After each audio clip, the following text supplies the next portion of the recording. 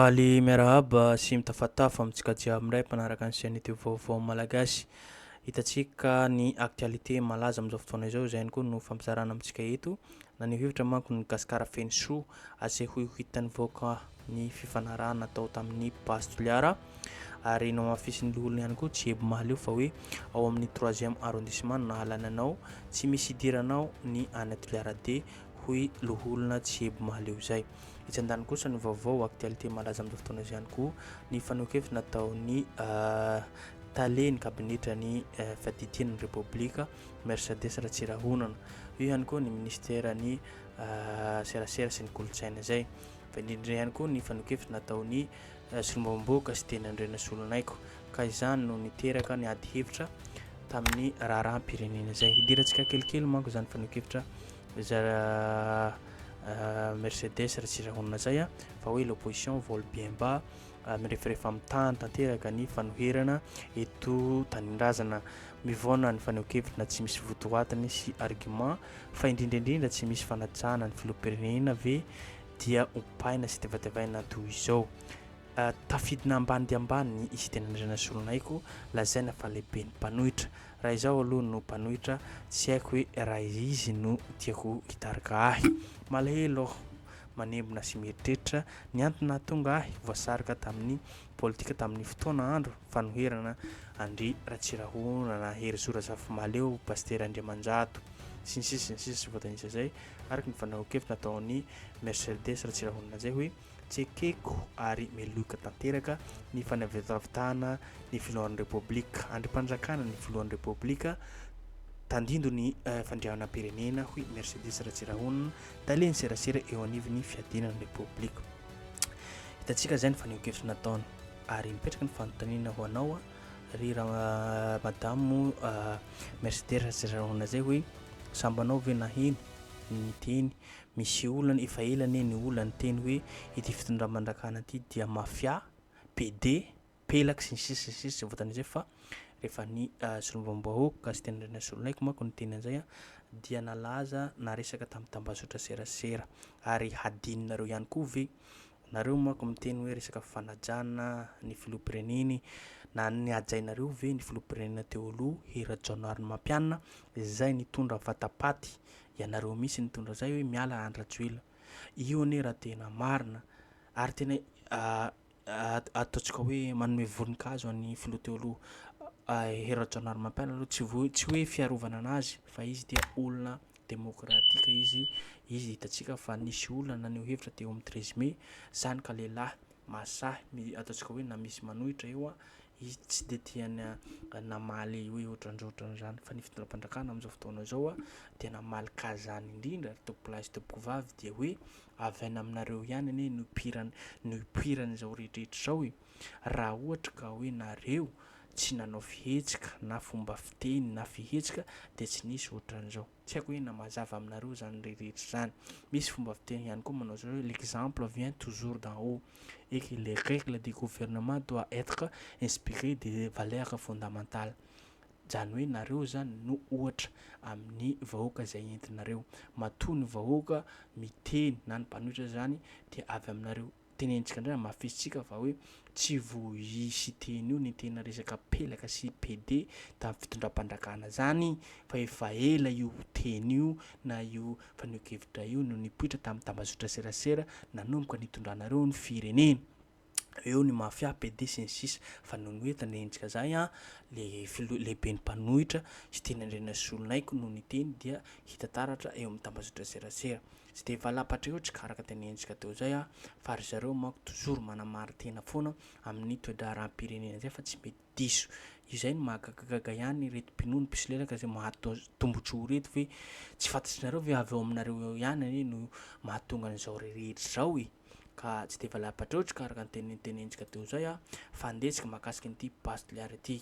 nisy ihany koa manko fanokevitra natao ranamana Romely katolika fa idirantsika lalàlina iny avy eo fa andeha loatsika fanokevitra nataon'ny gasikara fenso araka ny tenentsika teo zay hoe raharaha pastoliara mitaky ny fampahafantarana be sy ny maro nampaibe maso ho hitan'ny vahoaka malagasy nisy lombam-bahoaka gasikara fenso ary ho ampandalovina eny amin'ny temera-pirenena ho jereny sy lombam-bahoaka ny cahier des charges sy ny fifanarahana eo amin'ny fanjakana sy ity orinasa ity nambarana hatrany fa tsy misy antony tokony hanefinana izany raha toa ka misy ny mangarahara nilaza moa gasikara fenso fa tsy natokana ho an'ny fahefana mpanantanteraka irery ihany ny fanapahan-kevitra mahakasika azy io fa raharaha ny firenena manontolo sy ny vahoaka malagasy mihitsy indrindra fa ny vahoaka ao Toliara hitsahankilana nefa namaly botana ity solombavamboaka ity tanatin'ny Tambazotrasera ny loholona tsy hebo maleo nilaza fa hoe ao amin'ny 3e arrondissement no nifidy ity solombavamboaka ity ka tsy misy idirany any any Toliara de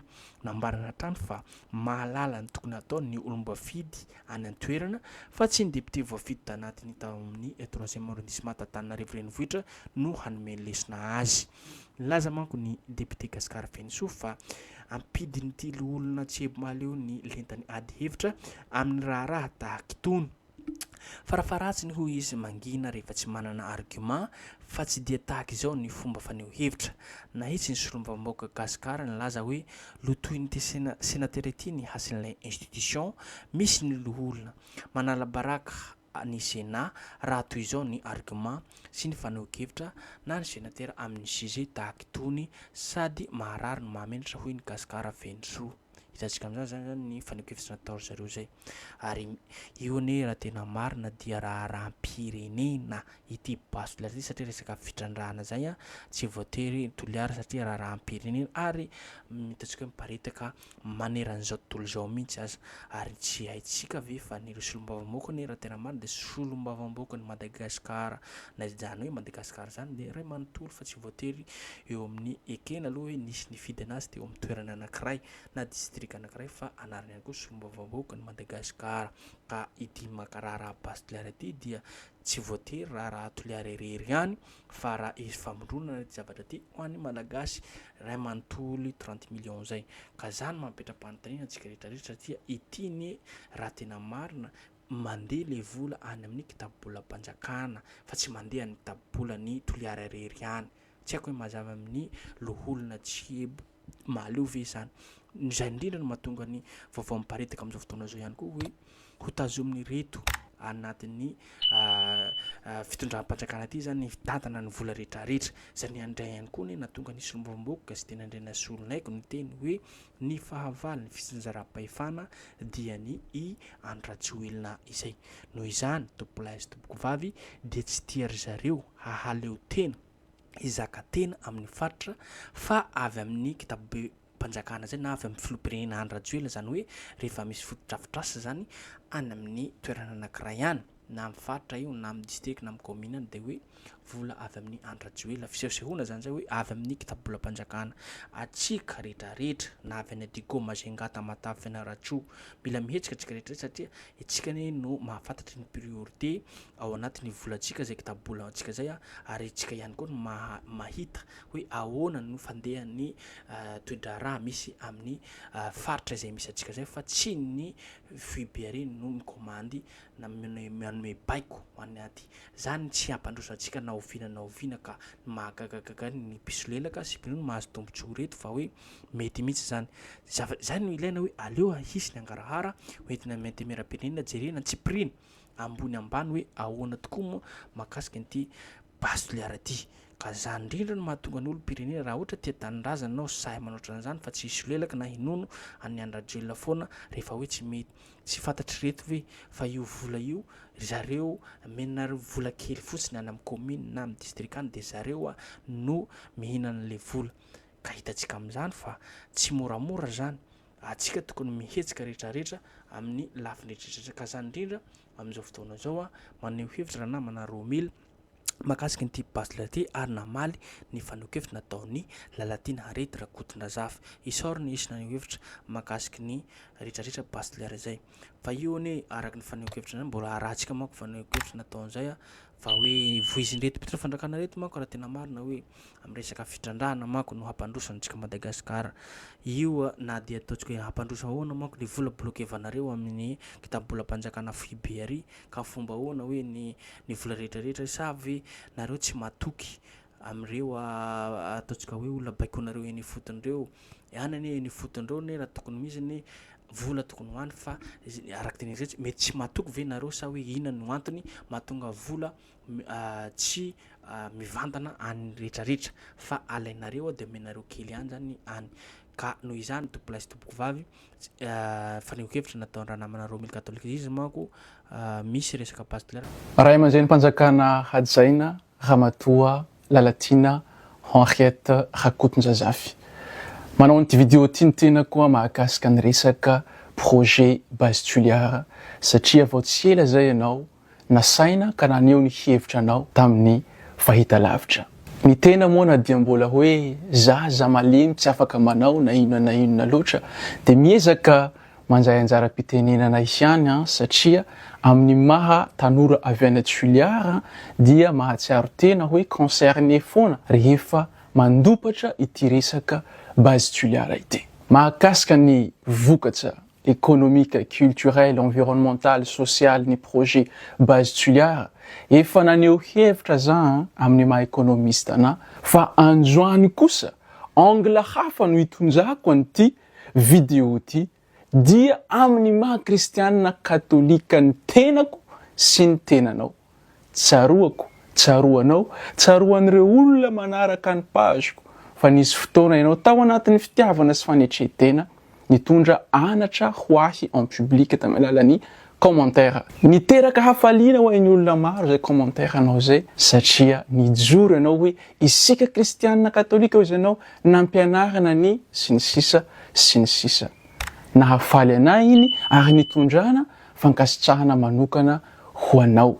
Ka hoy ny razambetsika malagasy ny fitia mifamaly mahatsara fihavanana ka irariako mba ho vokatsoa ny ho entiny fa tsy ny mifanohitra amin'izay ary tsy ho anao irery ihany fa ho an'ny olona maro be satria maro isika kristianina katolika mijoro hoe katolika manitsaka eglizy manona ny anaran'Andriamanitra etsy sy roa fa saingy tsy mifanaraka amin'izay ny zavatra ataotsika eo anivon'ny fiarahamonina.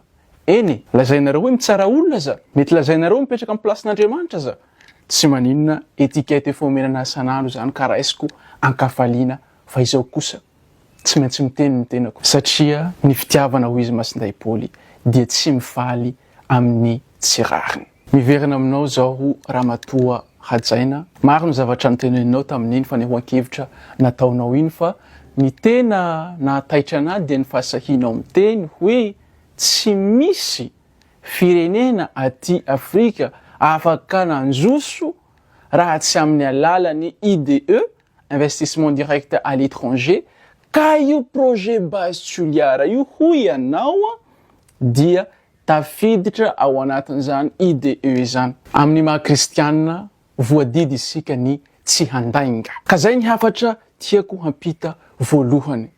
Ajanonareo ny lainga tsara lahatra. Aza ampiasainareo ny intelligencenareo hamotehanareo le toe-tsain'ny vahoaka efa potika noho ny tsy fahampian'ny fahalalana ao aminy. Aza omenareo information diso tompoko le vahoaka raha mba ao amintsika mitempo amintsika zay minimum de conscience amin'ny maha kristianina izay. Mba tsy affirmation gratuite ny zavatra teneniko dia ho porofoiko aminareo zay mihaino ny antony tenenako hoe lainga tsara lahatra iny nataony Ramatoa Hajaina iny. Satria maninona? Ekena amin'ny maha économiste de développement ny tenako fa mampanjotso ny firenena anankiray tokoa, izany hoe anisan'ny facteur mampisy ny développement eo amin'ny pays anankiray ny IDE, investissement direct à l'étranger. Miteraka emploi io, miteraka effet d'entraînement io sy ny sisa tsy ho voatanisako eto. Donc marina lay tapany voalohany ao amin'ny phrase no teneniny hoe anisan'ny mampanjoso ny firenena ny IDE fa saingy tsy zay loatra ny antony ny tenenana an'iny fa ny hampidirany an'ilay hevitra faharoa zay iondanany sy ireo mpanaradia azy dia ny projet base tuliara. De satria fantany olona fa isika vahoaka malagasy tsy manana capacité d'analyse dia anaovana lainga tsara lahatra dia amin'izay resy lahatra hoe ay ve marina zany zavatra zany ka mais non tsy marina zany. Ny investissement direct à l'étranger ampiarahinao amin'ny exploitation minière manome biby anankiroa mifanipaka ireo ny conséquences économiques aterakinao biby anankiroa mifanipaka tsy mitovy. Donc raha tsy manana capacité d'analyse isika manaiky be fahatany ary fantany le olona amin'ny teny fa tsy manana capacité d'analyse ny vahoaka malagasy nankabetsahany de zay mahatonga anazy misy permettre maneho hevitra hoatran'izany. Tsy affirmation gratuite ny zavatra teneniko satria na tsy économiste ianao fantatrao tsara ny fahamarinana ny zavatra teneniko. Izy moa ny malagasy maharaka réseaux sociaux ka tsy afantatra ny hafanam-po fitiava-tanjazana tao amin'izany madame Lalatina zany tamin'ny fotoan'andro ny mahakasika ny projet ny soa mahamanina. Ka rehefa projet ny tuliara ve le izy de ataotsika soa tsy mahamanina, soa tsy ombonana. Fa lazaina hoe tuliara no ratsy fanahy manakana ny fampandrosoana ny Madagasikara. Fa rehefa soa mahamanina le izy de ijoro antsika. Satria izy ny vahoaka soa mahamanina de izy ny vahoaka ny tuliara. Ka ilako tsiny fa amin'ny maha kristianina katolika tsy maintsy mijoro ny tenako satria zay ny zavatra ampiasak'i Jesosy Kristy rehefa ho tsaraina hoe taiza ianareo reo milina mba nampianarina mahakasika ny ekonomia any nefa ny zanjiko farany madinika tany amin'ny alan'ny ranobe any ny potepotehim-bazaha na mijoro ny tanjazany nefa nareo tsy mba niteny tsy mba nijoro.